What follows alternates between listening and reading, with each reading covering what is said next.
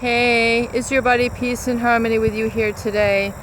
The borderline personality disordered female and their inability to control their anger. I think that is one of the pronounced characteristics and qualities of a borderline personality disordered female, along with the chaos, the kind of stormy emotions, the unpredictability that arises within this personality disorder, is really their inability to control anger. They're very they come off as very unpredictable, very chaotic, but yet really thrive and strive on a highly structured environment. So they're constantly working to put order and organization into their environment, into their groups, into their lives, into the lives of others, really for the strict enforcement of the feeling that they will not be uprooted, they will not be abandoned, they will be on course with everything that they feel that they should in their life. And by golly, no matter what it takes, they're going to make sure that everything runs like a clock, that everything, clock is ticking. They are going to be making sure that everything is as it should be, the straight and narrow, full throttle ahead. And if there's any disruption on this whatsoever, if there's as much as a peep out of anybody, you're gonna get it. You're gonna get the brunt of an anger episode, an anger outburst, very unpredictable, but definitely chronic. The anger really stemming from a personality disordered female with a borderline condition is really founded, the foundation is laid in the abnormal processing of emotions in certain aspects of the brain related to their emotion control, their impulse control. And so they tend to jump out and lash at certain things on a very consistent basis. And it makes, really on it's like a constantly living on a worst case scenario situation where because of this fear, because of this deep rooted feeling of insecurity, they're constantly trying to put the hatch on the environment and the people in her environment so that things will be running according to plan and as they should, and things won't essentially blow up in her face. And what ends up occurring though is it becomes so mechanistic and so devoid of pleasure that really it becomes dysfunctional and a discomfort for those in the environment because it's constantly fear-based, constantly paranoid-based, constantly suspicion-based. So all of this paranoia, suspicion, judgment is kind of all, bubbling around. And even though I think that they have their best intentions, it's really not shown in the best intentions sort of way. So as they surround themselves with all these sort of systems to make sure that everything, flows along, they can actually be quite high achievers. They can belong to a tremendous amount of different organizations, go a lot of places in their life, I feel.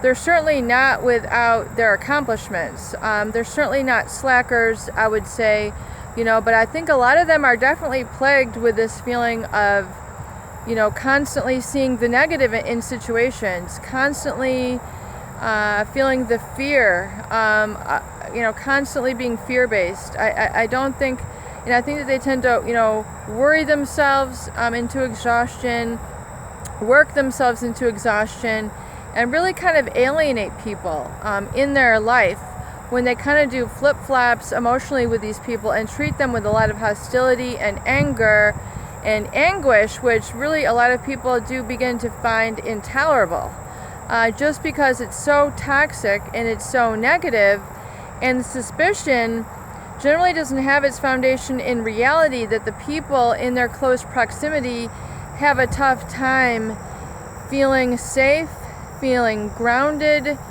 feeling like they can focus, feeling like everything's okay.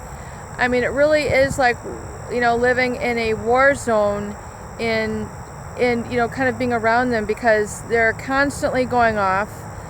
you constantly feel like you have to walk on eggshells is the terminology where you never feel quite settled or okay around them because things are never safe and okay.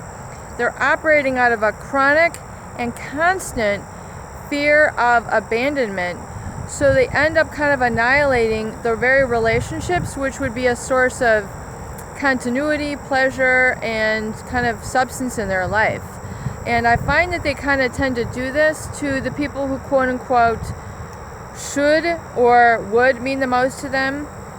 For example, their closest family members, be it their siblings, be it their own parents, be it their daughters or sons. I find that they, will treat people. I think they also tend to have the kind of favorite sort of treatment of people, like, I guess some families do to more degree than others, but I think the borderline personality definitely scapegoats the people in their environment who they feel would be the closest sort of relationship to them, maybe who would be their closest, like their spouse or like the mother-daughter or the mother-son. I really think that they put up such a fear-mongering around them that they have a very difficult time, kind of creating a sort of warmth, and so a lot of people feel that they're very superficial and, kind of chaotic in their storminess and their, lack of control over their anger. They get angry over very little things and, that don't warrant the type of outbursts. For example, if someone's late or they're just ticked off by the sound of somebody's voice or, a doorbell or a phone ringing, they get very upset if they're inconvenienced, I would say, is kind of at the crux of it, at the base of it. So, most people kind of like roll with the punches or say, it happens, no problem, are you okay? Usually they don't have that sort of reaction, no problem, we'll get there, I'll drive faster. Like, they really don't like to be inconvenienced whatsoever, and to the detriment and to the annihilation of relationships. I think that they, at least to some borderlines, it's pronounced to such a degree that they really push away the very people in their lives who would provide the source of most comfort, love, and genuine affection. They really don't permit that give and take, and their anger for a situation which, on the normal level would be about here, being inconvenienced, their reaction is going to be way up here. Like, their reaction is going to be in balance to, really what the situation calls for. So they have really a very difficult time, I would say, controlling their anger, and that's another really big feature of the borderline personality.